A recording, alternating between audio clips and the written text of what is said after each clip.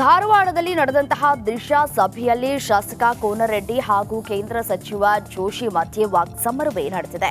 ಕೆಲ ರೈತರಿಗೆ ಬೆಳೆ ಪರಿಹಾರ ಬಂದಿದೆ, ಕೆಲ ರೈತರಿಗೆ ಬಂದಿಲ್ಲ. ತಹಶೀಲ್ದಾರರ ಕಚೇರಿಗೆ ಹೋದ್ರೆ ತಹಶೀಲ್ದಾರರು ರೈತರನ್ನ ಭೇಟಿ ಆಗ್ತಾ ಇಲ್ಲ ಅಂತ ಜೋಶಿ ತರಾಟೆಗೆ ತೆಗೆದುಕೊಂಡ್ರು. ಈ ವೇಳೆ ಜೋಶಿ ಮಾತಿಗೆ ಮಧ್ಯ ಪ್ರವೇಶಿಸಿದ ಕೋನರೆಡ್ಡಿ, ಯಾವ ತಹಶೀಲ್ದಾರರು ಕಚೇರಿಯಲ್ಲಿ ಇಲ್ಲ ಹೇಳಿ, ಎಸಿ ಸಿಗ್ತಾರೆ, ತಹಶೀಲ್ದಾರರು ಸಿಗಲ್ಲ ಅಂದ್ರೆ ಹೇಗೆ ಹೇಳಿ? ನಾವು ಸ್ವಚ್ಛ ಆಡಳಿತ ಮಾಡೋದಕ್ಕೆ ಕುಳಿತಿದ್ದೇವೆ, ನಾವೇನು ಕಾಲಹರಣ ಮಾಡ್ತಾ ಇಲ್ಲ, ನಮ್ಮ ಸರ್ಕಾರ ವಿಫಲವಾಗಿಲ್ಲ ಅಂತ ಕಿಡಿಕಾರಿದ್ರು. ಸಿದ್ದರಾಮಯ್ಯವ್ರಿಗೆ ನಾ ಹೇಳ್ತೇನೆ ಬಿಡ್ರಿ, ನಮ್ಗೆ ದೋಸ್ತಿ ಚಲೋನ ಐತಿ, ನಿಮ್ಮನ್ನ ಮಂತ್ರಿ ಮಾಡಂತ ಹೇಳ್ತೇನೆ, ನೀವು ಚಿಂತೆ ಮಾಡ್ಬಿಡ್ರಿ. ಭಾಳ ಸಮರ್ಥನೆ ಮಾಡ್ಯಾರ ದಿಶಾ ಕಮಿಟಿ ಒಳಗೆ. ನಿಮ್ಮ ಬಗ್ಗೆ ಬೈಕಲ್ಲಿ ನಮಗೂ ಗೌರವ ಇದೆ ಸರ್, ತಮ್ಮ ಬಗ್ಗೆ ವಿಶೇಷ ಗೌರವ ಐತಿ. ಅದಕ್ಕೆ ಮಾತಾಡಿ ಕೆಲಸ ಬಂದ್ರಿ, ನಮ್ದು ಯಾರು ಕ್ಲಿಯರ್ ಮಾಡಿಕೊಡೋದು ನಿಮಗೆ ಕೈ ಮುಗಿದು ಪ್ರಾರ್ಥನೆ ಮಾಡ್ತಾರೋ.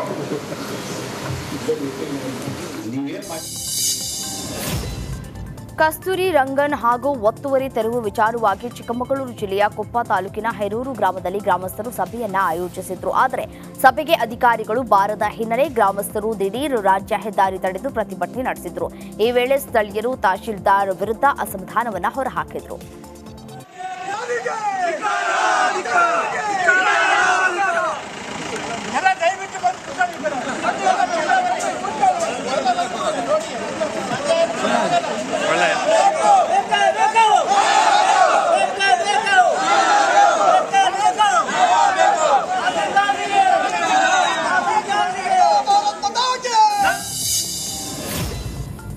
ರಾಹುಲ್ ಗಾಂಧಿ ಅವರ ಮೀಸಲಾತಿ ವಿರೋಧ ಹೇಳಿಕೆ ಖಂಡಿಸಿ ಪ್ರೊಟೆಸ್ಟ್ ಮಾಡಲಾಯಿತು. ಬಾಗಲಕೋಟೆಯಲ್ಲಿ ಬಿಜೆಪಿ ದಲಿತ ಮೋರ್ಚಾ ಹಾಗೂ ಬಿಜೆಪಿ ಕಾರ್ಯಕರ್ತರು ಪ್ರತಿಭಟಿಸಿದ್ರು.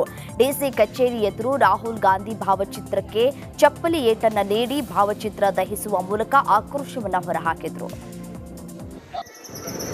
ಮೀಸಲು ರದ್ದಿಗೆ ಕಾಂಗ್ರೆಸ್ ಚಿಂತನೆ ಇದೆ ಎಂದು ಲೋಕಸಭೆ ವಿರೋಧ ಪಕ್ಷದ ನಾಯಕರಾದ ಶ್ರೀ ರಾಹುಲ್ ಗಾಂಧಿ ಅವರು ಅಮೆರಿಕದ ಪ್ರವಾಸ ಸಂದರ್ಭದಲ್ಲಿ ವಾಷಿಂಗ್ಟನ್ನ ಜಾರ್ಜ್ ಟೌನ್ ವಿಶ್ವವಿದ್ಯಾಲಯದಲ್ಲಿ ವಿದ್ಯಾರ್ಥಿಗಳೊಂದಿಗೆ ನಡೆದ ಸಂವಾದದಲ್ಲಿ ಭಾರತದಲ್ಲಿ ಮೀಸಲಾತಿ ಇನ್ನೂ ಎಷ್ಟು ವರ್ಷ ಮುಂದುವರಿಸುತ್ತೀರಿ ಎಂದು ಕೇಳಿದಾಗ ನಮ್ಮ ಪಕ್ಷ ಮೀಸಲಾತಿ ರದ್ದು.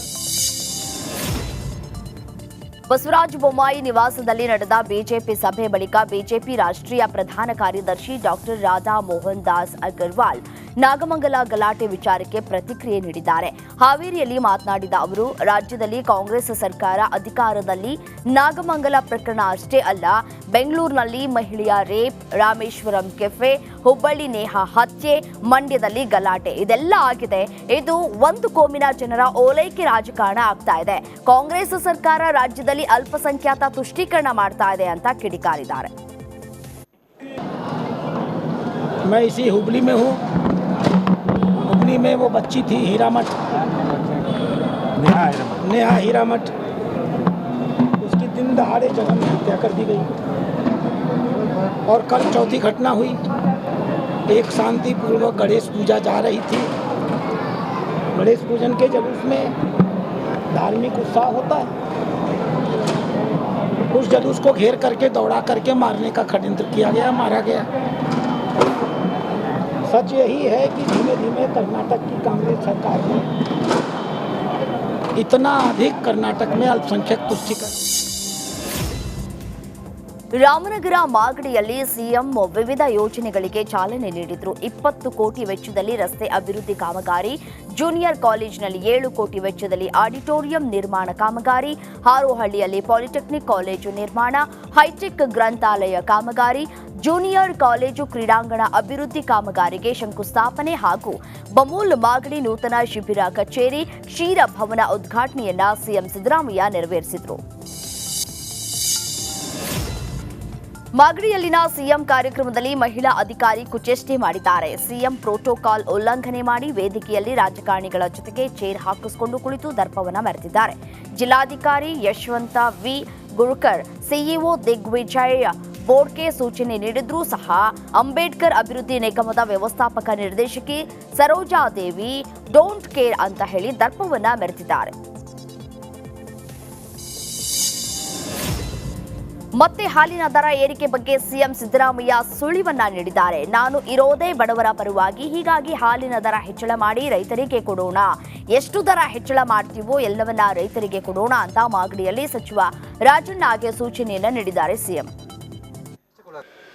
ಈಗ ನೀವು ನಮ್ಮ ಪರವಾಗಿ ಮಾತಾಡ್ತೀವಿ ಅಂತಾರೆ, ಹಾಲಿನ ದರ ಹೆಚ್ಚು ಮಾಡ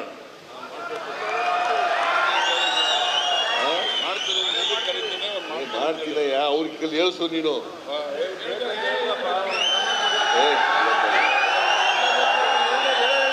ಇಡೀ ರಾಜ್ಯದ ಜನ ಹೇಳಬೇಕು. ಅದು ಇನ್ನೊಂದು ರಾಜ್ಯನ ಇನ್ನೊಂದು ಕಂಡೀಷನ್ ಹೇಳಿದ್ರು, ನೋಡಪ್ಪ ಹಾಲು ಏನು ಹೆಚ್ಚು ಮಾಡ್ತೀವಿ, ಆ ಹೆಚ್ಚು ಮಾಡಿದೆಲ್ಲನೂ ರೈತರು ಕೊಡ್ತಾರೆ. ಶಿಗ್ಗಾವಿ ಕ್ಷೇತ್ರದ ಉಪಚುನಾವಣೆಯ ಅಖಾಡ ಕಾವೇರ್ತಾ ಇದೆ. ಒಂದೆಡೆ ಕಾಂಗ್ರೆಸ್ ರಣತಂತ್ರ ಹೆಣಿತಾ ಇದ್ರೆ, ಇತ್ತ ಕೇಸರಿ ಪಡೆ ಬಿಜೆಪಿ ಸಂಘಟನಾತ್ಮಕ ಸಭೆ ನಡೆಸ್ತಾ ಇದೆ. ಟಿಕೆಟ್ಗೆ 60ಕ್ಕೂ ಹೆಚ್ಚು ಆಕಾಂಕ್ಷಿಗಳು ಅರ್ಜಿ ಸಲ್ಲಿಕೆ ಮಾಡಿದ ಹಿನ್ನೆಲೆ ಬಸವರಾಜ ಬೊಮ್ಮಾಯಿ ನಿವಾಸದಲ್ಲಿ ಬಿಜೆಪಿ ಸಭೆಯನ್ನ ನಡೆಸಲಾಗಿದೆ. 241 ಬೂತ್ನಲ್ಲಿ ಕನಿಷ್ಠ 200 ಬೂತ್ಗಳಲ್ಲಿ ಸೆಪ್ಟೆಂಬರ್ 15ನೇ ತಾರೀಕಿನಿಂದ ಹಬ್ಬದಿಂದ ಗಾಂಧಿ ಜಯಂತಿ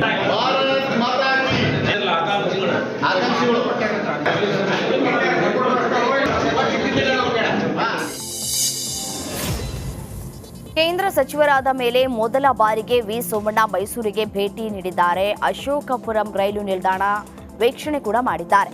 ಈ ಸಂದರ್ಭದಲ್ಲಿ ಕನ್ನಡ ಮಾತನಾಡದ ರೈಲ್ವೆ ಅಧಿಕಾರಿಗೆ ಕೇಂದ್ರ ಸಚಿವ ಸೋಮಣ್ಣ ಕ್ಲಾಸ್ ತೆಗೆದುಕೊಂಡಿದ್ದಾರೆ. 3 ತಿಂಗಳಲ್ಲಿ ಕನ್ನಡ ಕಲೀರಿ, ನಾನು ಮತ್ತೆ ಬರ್ತೇನೆ, ಆಗ ಕನ್ನಡದಲ್ಲೇ ಮಾತನಾಡಬೇಕು ಅಂತ ಸೀನಿಯರ್ ಡಿವಿಷನಲ್ ಇಂಜಿನಿಯರ್ ಸಾವನ್ ಕುಮಾರ್ಗೆ ಕ್ಲಾಸ್ ತೆಗೆದುಕೊಂಡಿದ್ದಾರೆ. ಬೆಳಗಾವಿ ಗಾಂಧಿನಗರದ ರಾಷ್ಟ್ರೀಯ ಹೆದ್ದಾರಿಯಲ್ಲಿ ಕಾರು ದಗದಗನೆ ಹೊತ್ತಿ ಉರಿದಿದೆ. ಈ ಅವಘಡದಲ್ಲಿ ಕಾರಿನಲ್ಲಿ ಪ್ರಯಾಣಿಸ್ತಾ ಇದ್ದ 2 ಪ್ರಯಾಣಿಕರು ಪ್ರಾಣಾಪಾಯದಿಂದ ಪಾರಾಗಿದ್ದಾರೆ.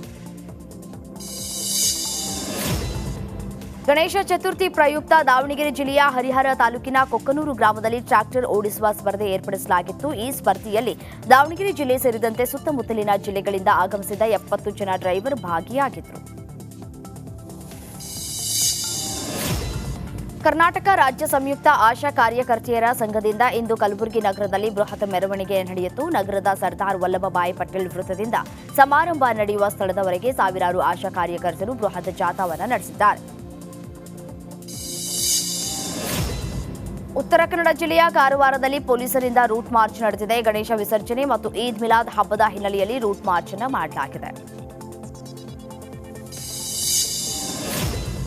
ಪರಪ್ಪನ ಅಗ್ರಹಾರ ಜೈಲಿನಲ್ಲಿ ದರ್ಶನ್ಗೆ ರಾಜಾತಿಥ್ಯ ಪ್ರಕರಣ ಬೆನ್ನಲ್ಲೇ ಇಂದು ಜೈಲು ಅಧಿಕಾರಿಗಳ ಮಹತ್ವದ ಸಭೆ ನಡೆದಿದೆ. ಬಾಡಿ ಕ್ಯಾಮೆರಾ ನೀಡುವ ಮೂಲಕ ಅಕ್ರಮಗಳನ್ನು ಕಂಟ್ರೋಲ್ ಮಾಡುವುದಕ್ಕೆ ಕ್ರಮ ಕೈಗೊಳ್ಳುವುದಕ್ಕೆ ಪ್ಲಾನ್ ಅನ್ನು ಮಾಡಲಾಗಿದೆ.